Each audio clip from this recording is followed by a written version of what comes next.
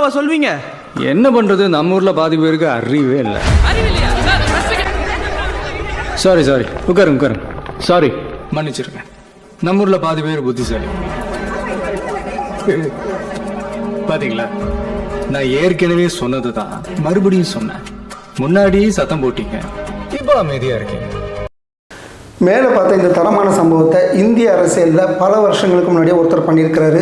அவர் தான் அடல் பிகாரி வாஜ்பாய். 1982 நாடாளுமன்ற கூட்டத்தொடர் நடந்துட்டுருக்கு. கடுமையான விவாதங்கள் போயிட்டுருக்கு. விவாதத்துக்கு மத்தியில் எந்திரிச்ச அடல்ஜி இங்கே இருக்கக்கூடிய காங்கிரஸ் எம்பிக்களில் பாதி பேர் முட்டாளு அப்படின்னு சொல்லிட்டு உட்கார்றாரு. நாடாளுமன்றம் பெரும் சலசலப்புக்கு உள்ளாகுது.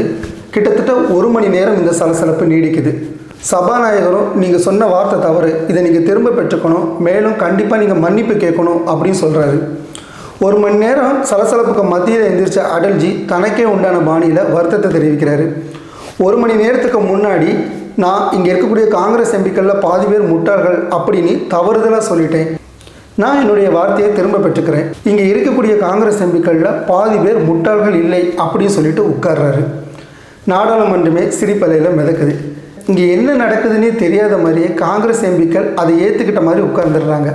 1 மணி நேரத்துக்கு முன்னாடி அவர் என்ன சொன்னாரோ அதே தான் 1 மணி நேரம் கழித்து அவர் வேறு பாணியில் சொல்லியிருக்கிறாரு. இது புரியாமல் எல்லாரும் அதை ஏற்றுக்கிட்டாங்க.